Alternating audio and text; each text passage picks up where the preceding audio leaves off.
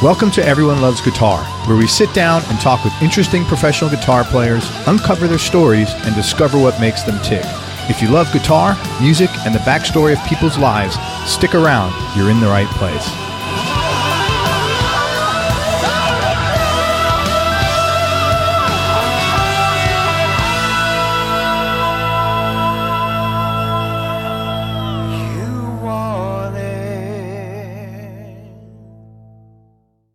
The Be Fulfilled Journal helps you be more honest with yourself and with others and be more open to handling things you've avoided dealing with for years. It's a 12-week online and journal program that helps you identify and eliminate things you do that are causing you stress and live in more gratitude and joy. It was actually developed by a long-term friend of mine who got sober in 2008, and he's put together a great deal just for my listeners.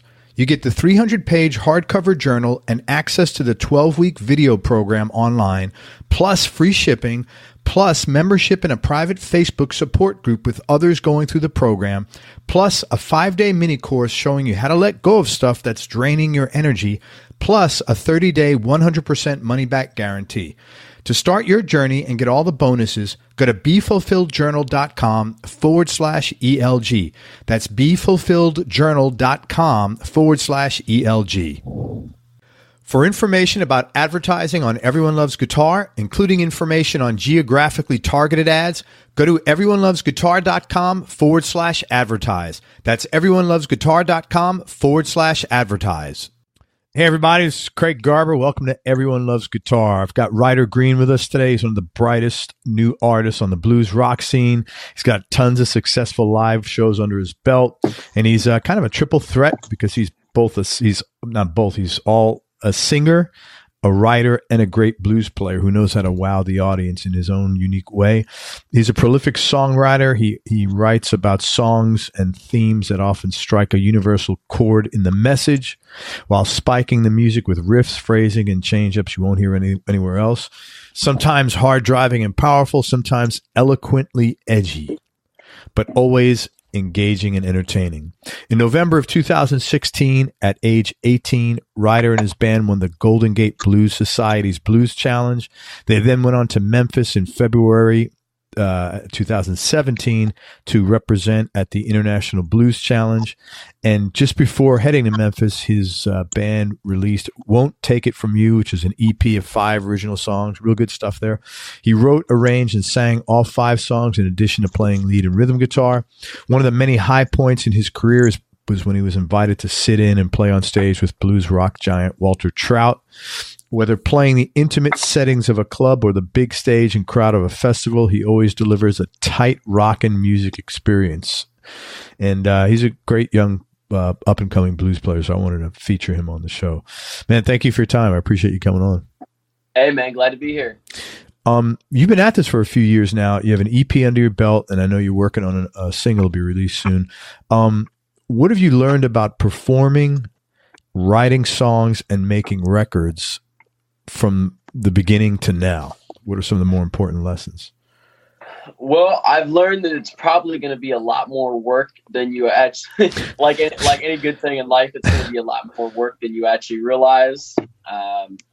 Especially with that first EP I did, man, because I started that when I was 17 and I'd never done any real studio stuff before. And so I was kind of at the mercy of what I was being educated on. So it's like, to a certain degree, yeah, I produced it and I had input on it, but I was going to a certain degree in blind on that. And there was a lot of stuff that I kind of learned from that. How did you get, what prompted you to do an album? Were you working with somebody, or how did you even know who, to get in the studio, to mix it and all that stuff? Well, truthfully, man, because this year, I think, as of this year, it's been 14 years I've been playing guitar for. Holy crap. And you're 21? I'll be 20 here on May 20, or 21 on May 27th. Wow. So you started at 7.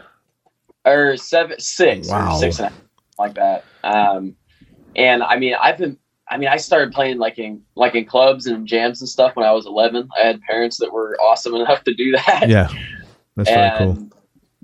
And it just came to a point, man, because I started actually fronting a band of mine That didn't even happen until I was 17. Like, I had played for other people and I filled in for people for things and whatnot, but I never had my own act. And I was like, all right, we've been doing this long enough. We need to get some music out there, not only for the promo thing, but like, it's just time. Yeah, that's very cool.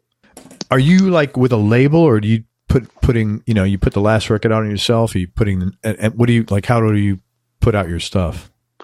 I wasn't with a label when I did it before. I'm not with one currently. Although the studio that I'm doing it with, actually, it's a studio up actually about 10 minutes from where I live conveniently. And a friend of mine by the name of Grayson owns it. It's called Uprock Studios.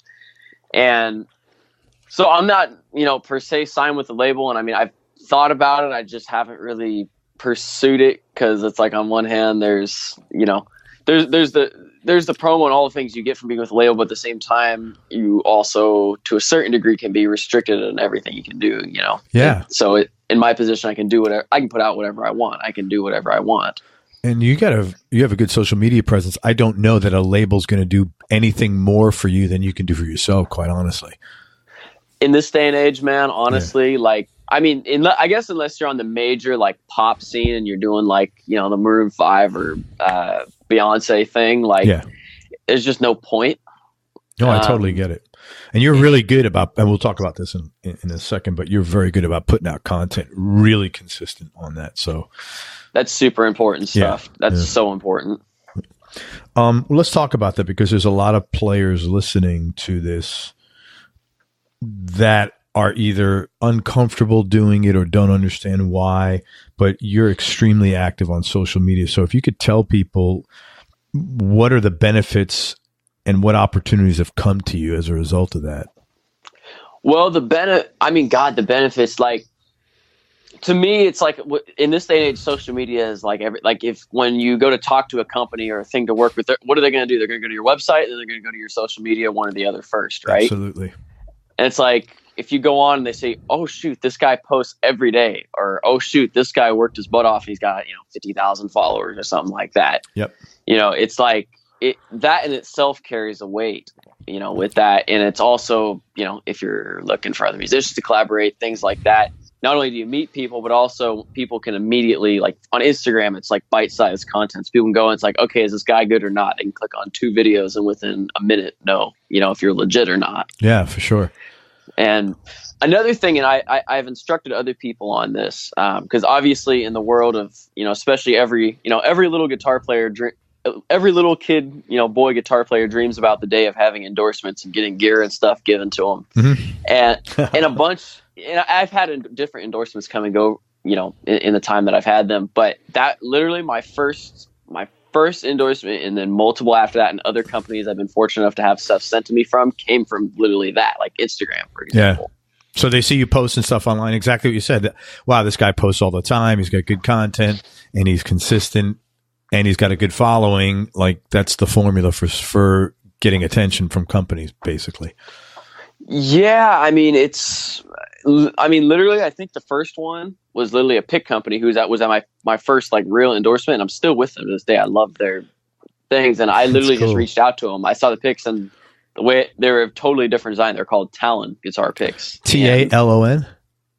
I believe so. Yeah, TALON. To check them out. And I saw them because a little known thing about me, or some people might know it, is my first guitar teacher I ever had. He was a jazz player, and he always held his picks on the corner because they had you just got a little bit different approach to it. And then these picks, and I'd recommend everybody to check them out.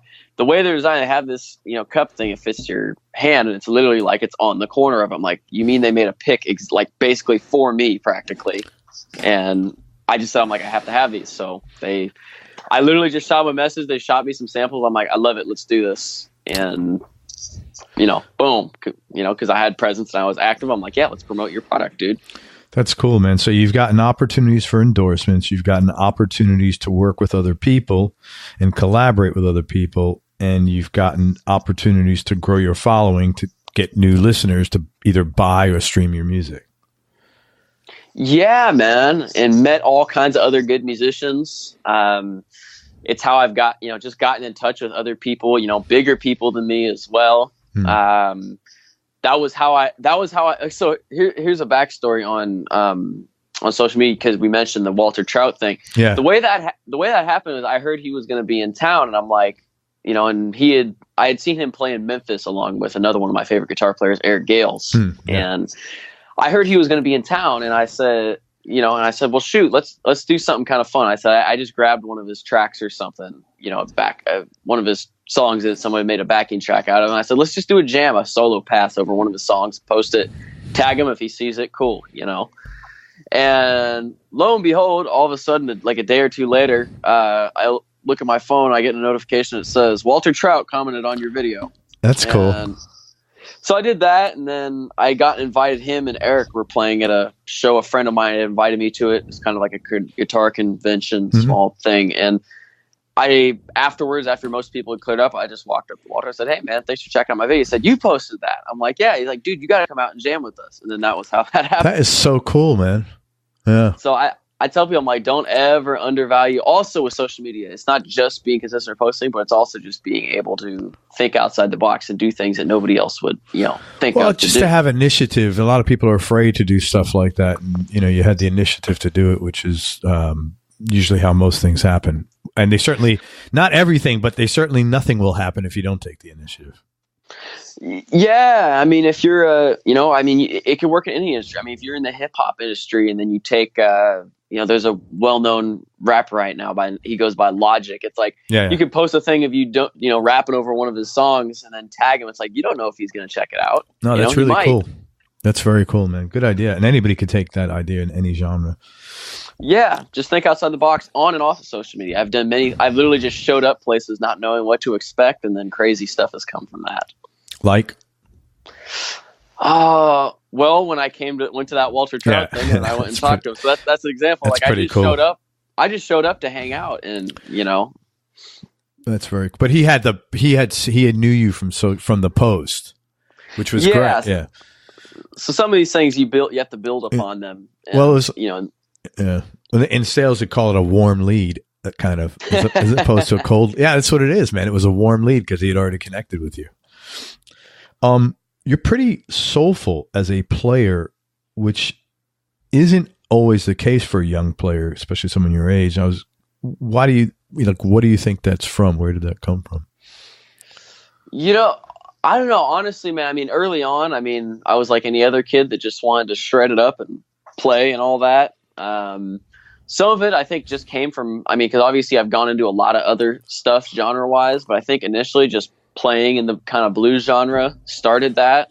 And, I guess part of it might be inherent. I don't know. But the other part of it, man, is, I don't know, I have an overwhelming, just love for doing this and for music in general, and I see the effects that it creates on people. It's like it's what people wonder. It's like, well, why do you do it? It's like, finish an incredible show and then go look out at the audience and look at their faces. It's like, that is why you do it. So that's the inspiring, that's where the soulful thing comes. It's like, I want to put something out that people are going to enjoy, and I have fun doing it. Which is wonderful. Yeah, honestly, it's kept me out of trouble for sure too. It was the thing that kept me from, because I was by all means a troublemaker, crazy kid, not horrendously so, but it was that thing that I think made sure that I stayed, more or less on track growing up, because I knew I wanted to do this. That's fantastic, man. That's real cool. I'm sure your parents are happy. Oh yeah, they're. It was definitely a bit of work to get, before I kind of figured it out, as most kids in their teenage years are. Sure, absolutely, man. Sorry, go ahead. I apologize. We got to figure it out, though. Where did you grow up? Here, I pretty much in Sacramento, or a little bit north of that. But yeah, I'm pretty much born and raised here. Yeah. and you said you were kind of a wild kid. What was your childhood like? Because I grew up in music also, and also because we didn't really trust putting me in the public school system. You're homeschooled. Wow. Which really made the music thing helpful, you know, and I wasn't missing anything, honestly. Even social life, I'm like, I had plenty of people to hang out with. I was going in bars long before, even now, before any of my friends got to. Yeah, right. Because I was playing. You know, you're walking with a guitar and you can do whatever you want. Mm-hmm.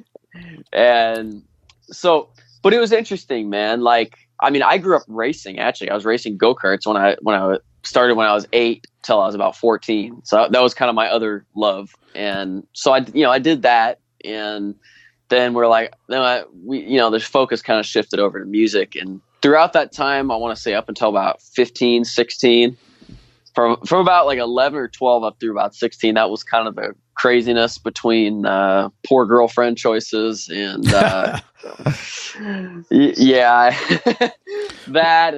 just other crazy stuff. I never did anything that was going to wind me up in jail or anything like that, but just typical teenager shenanigans and stuff that if you continue hanging out with those wrong people, you're going to end up in a much worse situation. Yeah, man. But I was still a pretty happy kid, more or less. I mean, I had incredible parents. Like I don't have some sob story or where I came from living in slums or anything. It's like I went through some stuff. It was totally self-inflicted. I learned some valuable lessons, and now we're here. Very cool. What how'd you start playing? What made you pick up the guitar in the first place? Honestly, man, I mean, part of it, obviously, seeing all the rock stars and stuff and hearing people on the radio, it's like, oh, that sounds cool. I want to do that, like a lot of kids. But, it's like when people ask me, it's like, why, who inspired you? I'm like, honestly, initially, nobody inspired me to do it. It was just like one day, 5-year-old kid, 4-year-old kid, before I even played guitar, I was like, I want to be a famous rock star when I grow up. That was just it. And I said, that's it. And that's what we're doing. And I just made that decision. And then that's been that. Very cool, man. And was it always blues your first love, or like you said, you were into shredders early on? I was into classic rock, like a lot of kids are. They get into it. I grew up listening to some of the common, more mainstream-ish blues stuff, Stevie Ray Vaughan, but a lot of it's just classic rock stuff, AC/DC, Eagles, Led Zeppelin, and all that. And I still love that stuff, but then I think it was the point I was taught for quite a few years, and I had a teacher that kind of got me into that. And then I got turned on to a jam when I was like 11, which was a blues jam. And then I went up there, a little kid I couldn't even carry my own amplifier hardly at the time. What were you playing then, guitar wise? As far as the guitar I was playing? Yeah. What were you playing? Yeah. Guitar wise. It was I still have it actually. I have it. It's actually in my living room. It's open tune for slide. It's a Epiphone 1960 reissue, and it was like one of their special. It was more expensive than some of the Gibsons at the time. That was the funny part of it, because it had all the Gibson parts and it had a really nice, Tiger burst finish on it and all that. And so I still have the guitar. And I love it. I use it for slide. But that was my predominant one, and I've kind of gone through guitars over the years. Man, you have a lot of pretty cool guitars, man. Yeah, I've managed to acquire a few that I'm quite fond of. I'm going to ask you about those in a second, but so what are your short and long-term goals with music, if you have any kind of vision like that? Well, I mean, I think short-term, obviously get more music out and, build my following and get to a point where I'm, traveling more. I mean, I've spent a good bit of time in LA last year, and now probably this year. I think I was down in LA like 6 times last year. Mm-hmm. Between, I played a show for somebody that I did some recording for. I filled in as I played as a guitar player at a festival down there, stuff like that. And the NAMM show that, we all know and love. Sure. But I think in the short term is just get more music out there, expand, get to an even more viable point. That's kind of short term, is, just get to that next kind of echelon of traveling even more. LA, but outside of that more. Do you do your own bookings, or do you have like a booking agent? No, I don't do my own booking. That is so not my thing. So you have one or more booking agents setting. Yeah, I have a couple of people that hit me up for stuff, and I have a couple of people I work with on that. Cool. But yeah, that's like short term. Long term, and it's kind of an interesting thing along my music journey, because my purposes have kind of changed, because it's like, okay, I want to be a rich and famous rock star. And then I remember it was like, I don't know, like a year or two ago or something like that. I don't remember if I was in Memphis or something like that, but I had a point where I just went, I'm like, okay, but why be rich and famous? What's the point of it? Right. And I'm like, and then I just got to a point where I was like, okay, there's got to be something, more that we can do with this. And I just kind of realized, I was like, I want to, more or less change the world. I want to have I want to come out of here with a positive impact, whether it's a financial thing of getting to a point where I can, donate a couple $1,000,000 to charities and stuff like that, and help with human rights organizations and, things like that, or just be an influence to people and just set a good example. As well as just make the world better with, happier with music. Music always seems to be the universal solvent. It is music and vodka. What, like you mentioned, charities, what are some causes that you're like behind that you enjoy? Let's see. Or just things you believe in, not necessarily charities behind, but things you like believe in, like in what ways you'd want to change the world.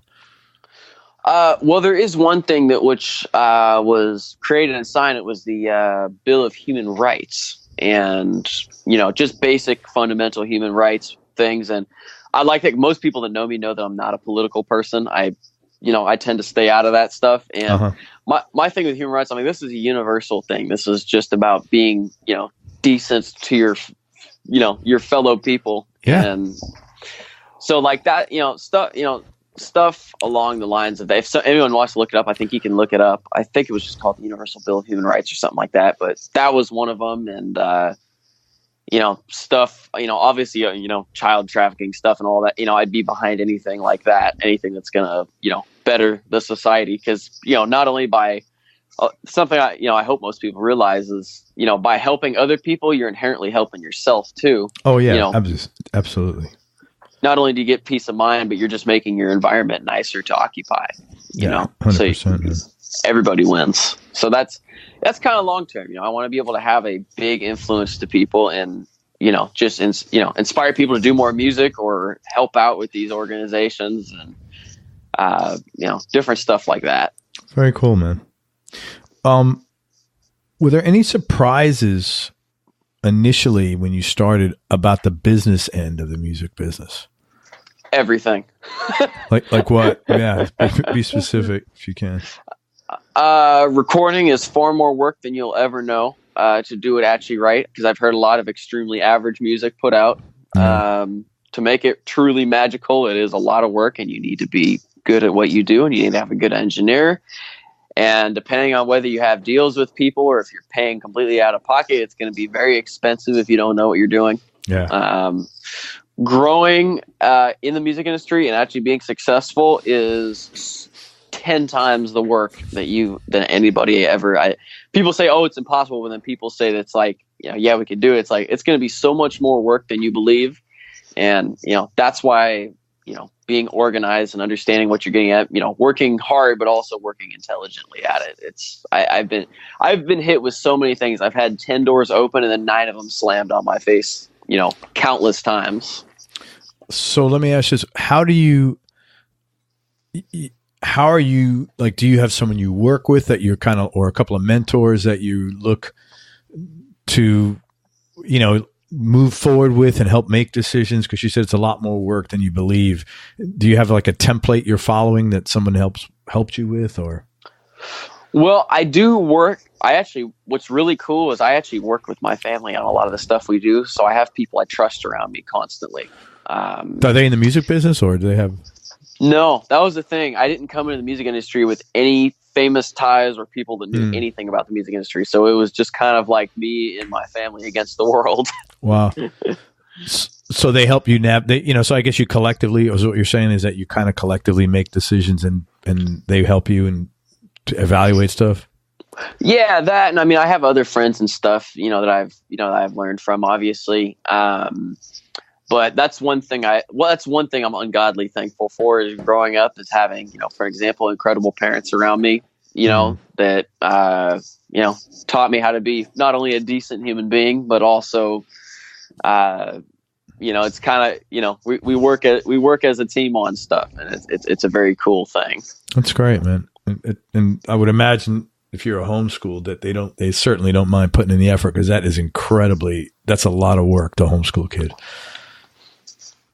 Yeah, especially me, a kid who really did not like to listen and had more energy than he knew what to do with. Yeah. Still has more energy than he knows what to do with, but learned some etiquette, I guess. Let's talk about gear, man. We alluded to that a few minutes ago. What is like your go-to guitar right now? So here's the funny thing. Had we done this interview like a month ago, I would have told you something different. That's cool. So I still have it, obviously. For the longest time, my go-to guitar was a 2002 Gibson Les Paul Studio. And I just still love this guitar to death, and I have played it. The frets are literally wearing out on it because I take it everywhere. The headstock's been broken on it before. It's had tuners replaced. There's paint missing on it. It's a player's guitar. It's a true road.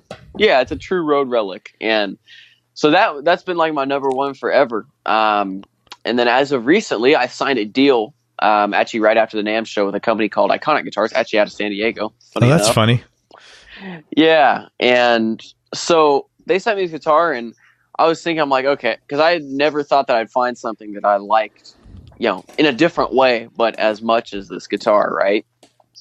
And so they sent me up. It was called the JM Elegante, and it's basically based off of like a Jazz Master. A Jazz Master, yeah, I've seen that, yeah.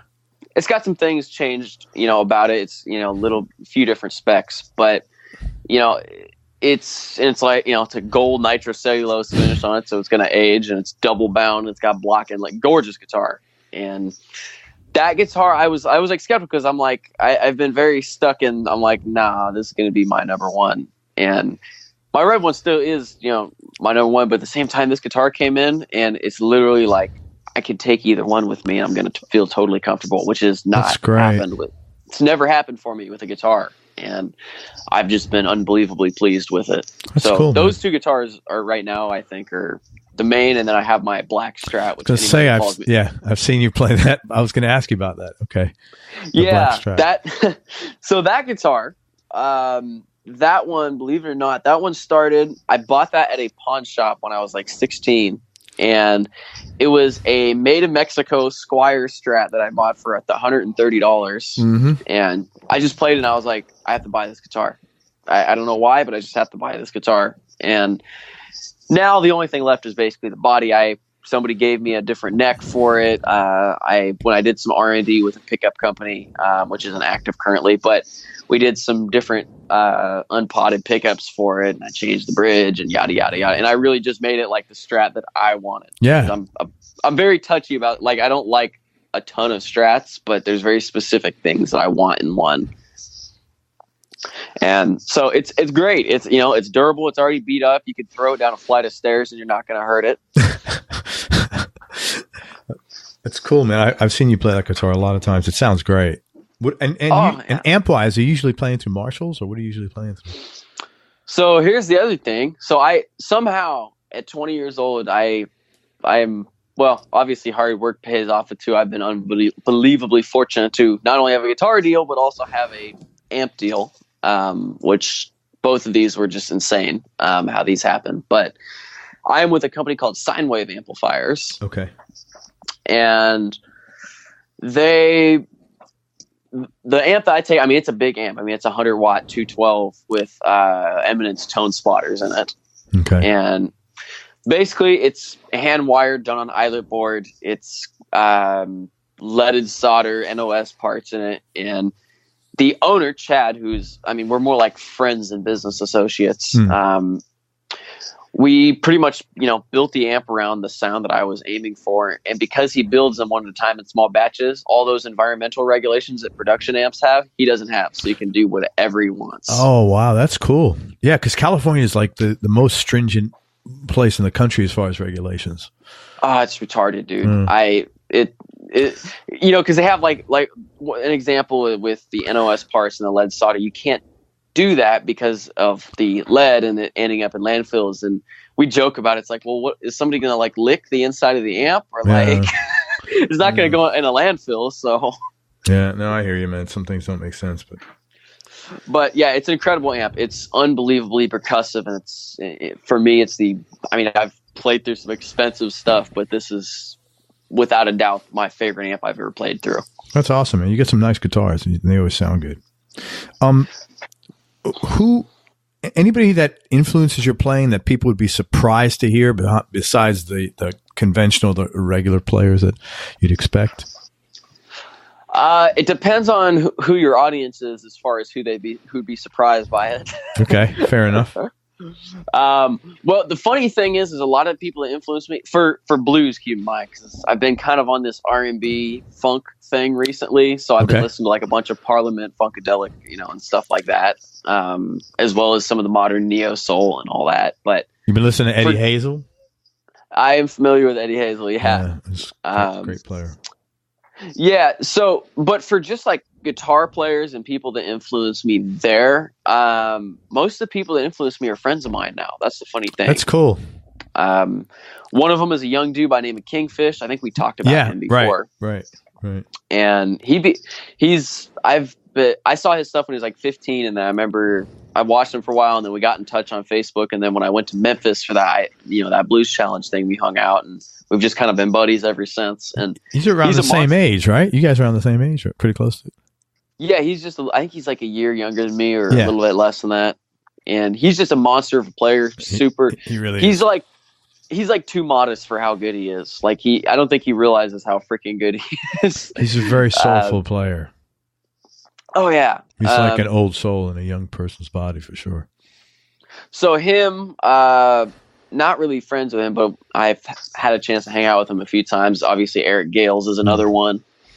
Another just stupid good player. Yeah. Excellent player. So these are just people in the blues drum. Another one, and I've actually got to most people I've gotten to play with, which is still blows my mind. The little guitar player kid inside of me. But Matt Schofield is another one. Oh yeah, I know. Matt had him on the show a long time ago. He was a big one for me, and still to this day for my for blues playing, my phrasing and stuff. Great player. Oh yeah, I was introduced to him via a mutual friend of ours by the name of Mick Martin, who's kind of a local legend where I live. That's very cool. Yeah, Matt's a good guy, good player. Oh, most definitely. Him, and then a dude by the name of Chris Kane, who's actually out of the Bay Area. Yeah, why do I know him? He played with who? God, who is he? He's played with a bunch of people. Yeah, I know that name. Yeah, for just in terms of just being one of the most soulful and good tone. I mean, he takes a 50-watt Music Man amp and he plugs a 335 straight into it. Yeah, and I know that. I know of him, or unless I definitely know of him. He's on my list somehow. I had someone turn me on to him. Chris. Yeah, King. he's nuts. He's nuts for a player. He's not like, he doesn't do any like insane runs, although he can do jazz really good, but just really tasteful, kind of like Matt. Yeah, Matt is a very good player.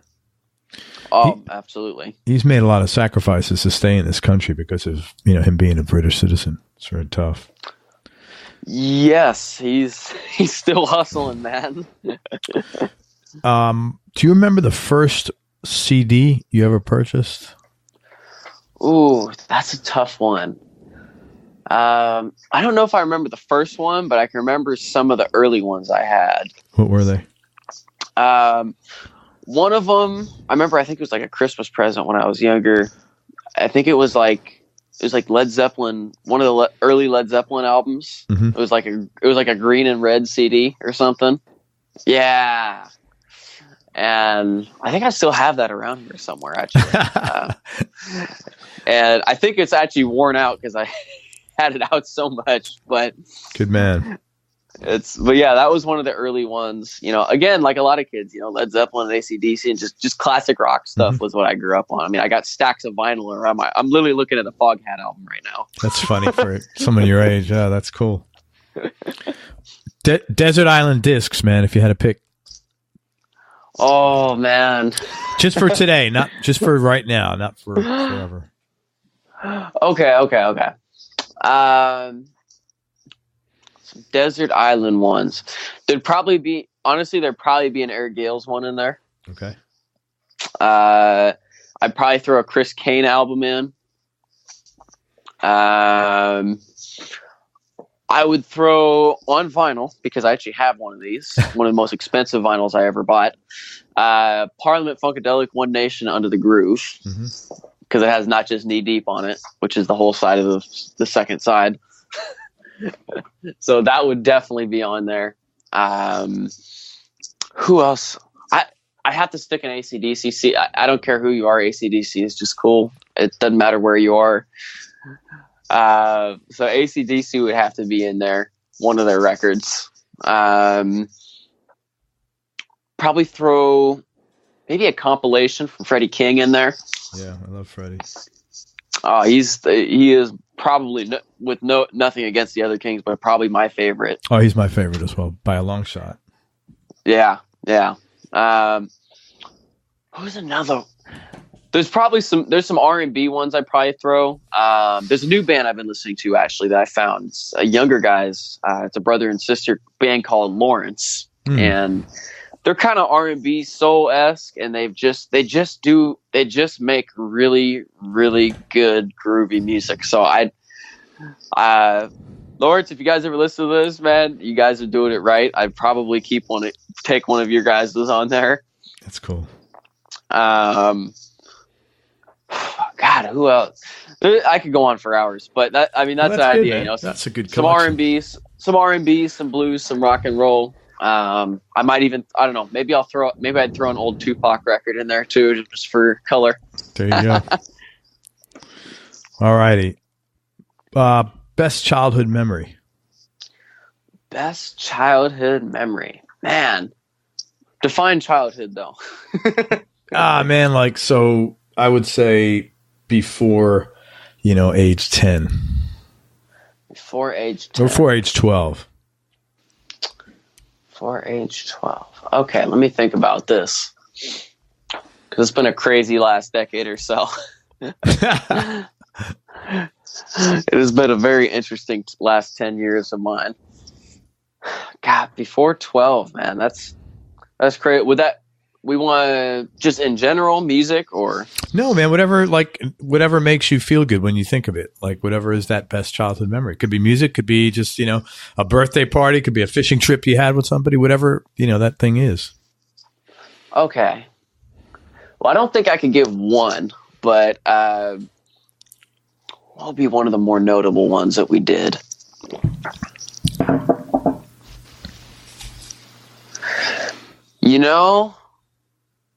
Okay, so I don't know if this would be best, because I don't remember some of the stuff from back then.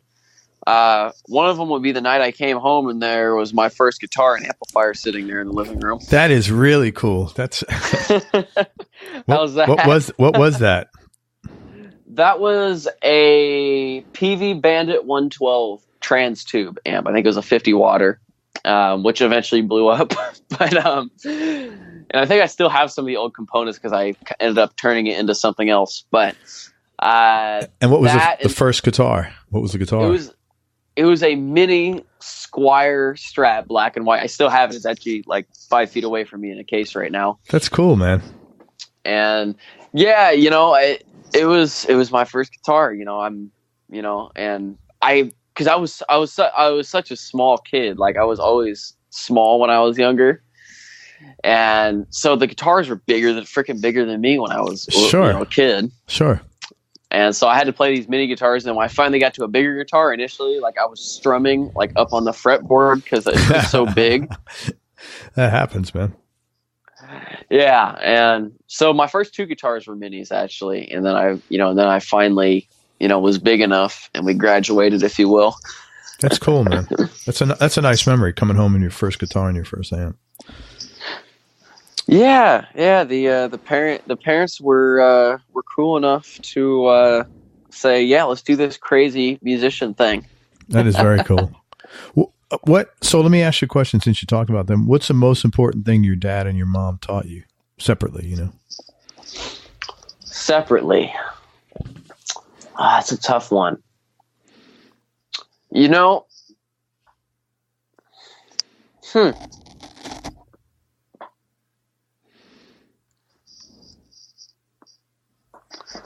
Wow, they've taught me a lot of stuff, come to think of it. You know, I think one of them was, I mean, I guess for my dad was just, you know, well, actually probably both of them, honestly, but just hard work at stuff. You know, because my dad, when he was younger, he was a carpenter. He did that for some time, and you know, and so I was fortunate enough to be, you know, raised, you know, both my parents, but also my dad, like, you know, to a certain degree, a traditional way, just in that, you know, they just taught me to be, you know, just taught me respect and working at stuff and, you know, being committed to things. You know, I was, you know, as a kid, I got to work on cars and hammer nails and stuff in with, you know, with dad. And, you know, so I think just, you know, just being hardworking and just how to be, you know, a man, if you will. Sure. Man, you need to work hard in anything you do if you're going to be successful. Yeah, especially in the music industry, man. Holy crap. Yeah. It's the hardest job you'll ever love. Do you have any hobbies outside of music? Ooh, outside of music, what else do I do? You know, it's funny because I've had different ones over the years that I've gone through, and I think the one hobby that I get out to do maybe once a year, because this is all I do all the time. Yeah, and sure, I totally get it. I don't think going in the gym and lifting weights counts as a hobby. Oh, it does. Why not? I started that when I was like 16. I love doing that. Yeah, man. So you're working out. That's good. That's great, actually. Yeah, keep myself healthy. Totally. But no, as far as things, I think the one thing my best friend, who he doesn't work in music, he owns another business, but the one thing we get out to do like once a year is we go play airsoft. Oh, that's cool, man. Yeah, so we go out and we'll go out like once a year, you know, around our birthdays or something, because they're about the same time. And, you know, it's just a way to get away from everything else and do something. It's active. You get to be dudes and shoot things at each other. Very cool, man. So that's one kind of fun thing we get out to do every once in a while. Good for you, man. It's pretty much music most of the time. And if I'm not playing, I'm typically working on guitars or something else. How often do you practice? That varies a lot. Sometimes I'll only get I'll get a half an hour in a day sometimes with everything else going on of actual just practice. Sure. Whereas recently I've been, doing a couple hours and playing heavy gauge strings. I tore the calluses off my fingers. Good man. And so sometimes I would shed, and sometimes I'm just working on songs and stuff. So, that's, I'm practicing in the regard that I'm playing, but I'm not really practicing to get better. I'm working on a song, Well, I think anytime you have a guitar in your hand, you're getting better, whether you're saying, "Oh, I'm trying to get better" or not. Almost definitely, especially when you're around people that are better than you on stage. Because let's be honest, as guitar players, we have some degree of competitiveness. Yeah. Healthy competition, though. Have fun with this. Hey, this is a tough question. If you could answer it, talk about a specific experience that changed your life or changed the way you think about things.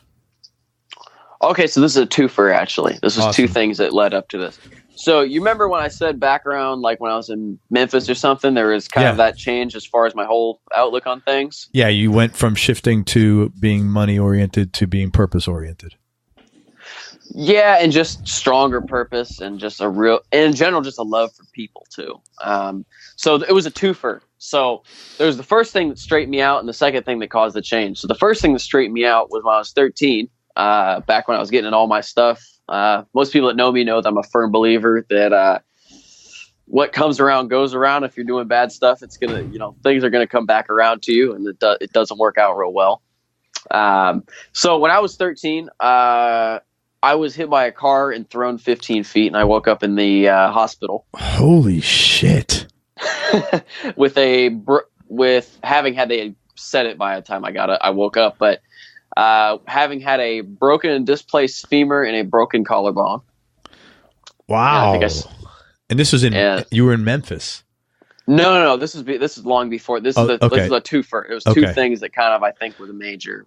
Okay, so that happened when you were home. Yeah, I was in front of my house, and this happened. How did so? Who did, I guess there was a bunch of noise outside, and then they came out. Yeah. So this is. Oh, there's my computer going off. So this is the thing that I would recommend to any kids listening. When your parents as a kid tell you look both ways before they cross the street, they are not kidding. Wow. That is how this I walked out from behind. I was at my neighbor's house talking to my neighbor. He's having some delivery. I was just curious what was going on. And I walked out from behind the delivery truck without looking both ways. And I woke up in the hospital. Oh, and that was that. God. Holy shit. You're lucky you're alive, dude.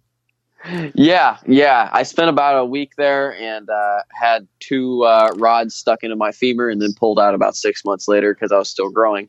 Holy smokes. That's... If this stuff comes back around to you, it's something I emphasize to everybody. I'm like, keep your ethics in life straight because this kind of stuff will come back around to haunt you otherwise. And, well, at least it came back to you as a lesson instead of as a lesson you can learn from instead of a lesson you like, that's it. You learned a lesson and that's it. You're done.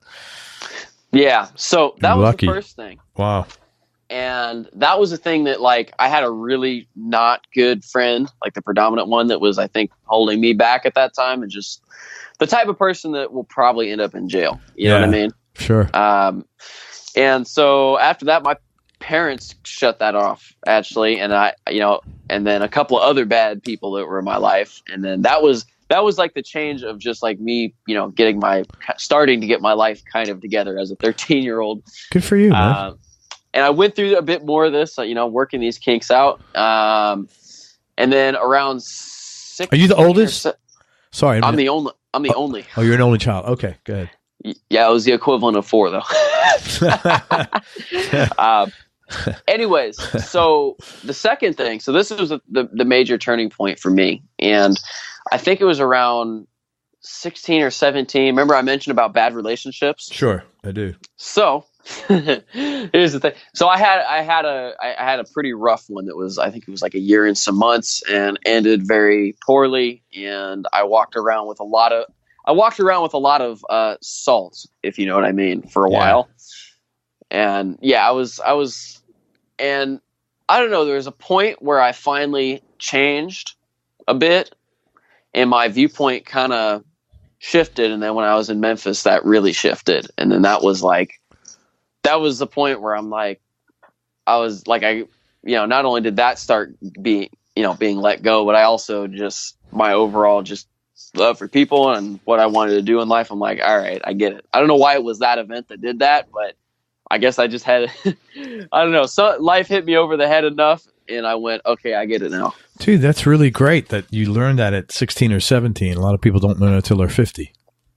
Yeah, I was like 17 no, actually it was after I was 18. I think it was shortly after I turned 18. That's great, man. Good for you. I mean, honestly, that's really good that you learned that at that age. Yeah, so 18 to 20, and now now it's like I am where I am, and I actually am fortunate enough to get to travel and have companies behind me. I'm like, this is what I advise to anybody, man. If you keep your stuff straight and you get your life together and you really, really go after it and get yourself educated, you can do whatever you want. I agree. That's very cool, man. I'm glad that happened to you for your best interest. Most important or funniest thing that's ever happened to you on most embarrassing or funniest thing that's ever happened to you on stage or in the studio? This isn't really, I don't know, this would be embarrassing, but kind of hilarious if you're in a good mood when it happens. This one happened recently, last year. Somebody committed a sin upon me. A sound man committed a sin upon me. Which was? I was playing, and I finished a song, and I go into the next one, and all of a sudden I'm like, where did my tone? I'm playing 2 amps, keep in mind. You turn them up to get tone. And I'm like, where's my tone? It's all gain and no tone because I had an overdrive on. And I look back to my bass player. I'm like, did the sound guy turn my amp down? And he looked at me. He's like, yeah. And I'm like, he touched my amplifier. And so I went back and I grabbed a little bit irritated. I'm touch my volume. So I went back and then he did it again. And then I talked to him afterwards and he had some whatever reason, like it was super loud, which it wasn't. I had the amp on 3 and the thing was like, it's like funny to me because like I couldn't even be mad because I was just in a good mood that day. And it's like, it's a good thing I was in a good mood because I was like, whatever, dude, we're already done playing. What's it going to solve by me being pissed off about it? Absolutely, man. But, I've had that and I've had other crap. Cables come unplugged, wireless systems die, and, just stupid stuff like that. Nothing too eventful, though. It sounds pretty tranquil overall. No, I've never had anybody fall over. Well, I've almost fallen over on stage when I had to play. I think I was filling in for a jam or something. It was really late and we were playing the same type of stuff over and over. I think I almost fell over because I was so tired and bored. I could see that happening, man. Oh yeah, it was like a 4.5 hour thing, and I was just it was like 12 o'clock, and we'd play. I was like house guitar player, so I'd been playing all night. I was like, dude. Hey, so last question: what's the best advice you've ever been given, or the best advice you can give somebody else? Either one. Maybe I can give both. Yep, great. That'd be great. Best advice I've been given.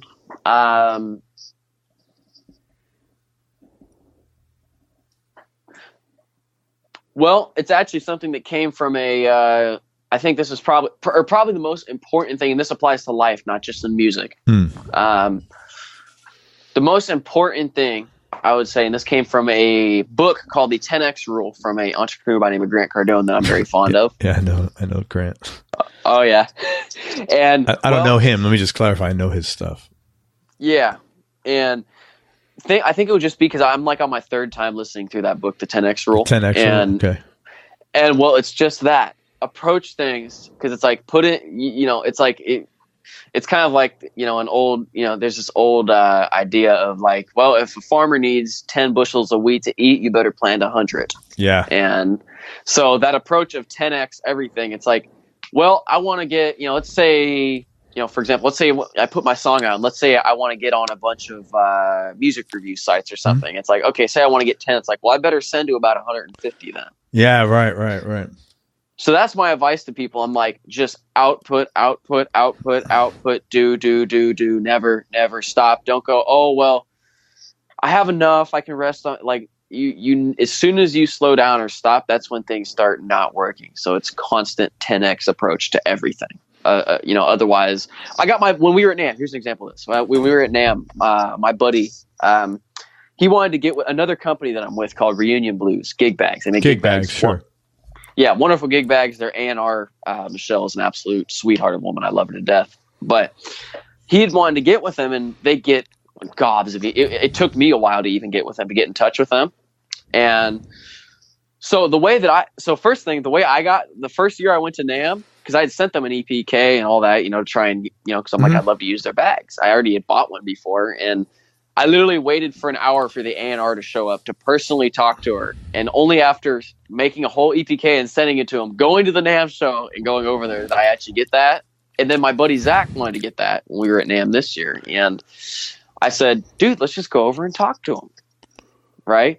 So I said, I'm like, let's do that. So we waited around for the A&R. We went and talked. So it's like that approach to things, just like you have to put in like the maximum amount of effort, be intelligent about it and go after it and never do half or less than what you can actually do. Cause you can always do more. I'd say that's really good advice. So that's kind of the best that's been given to me.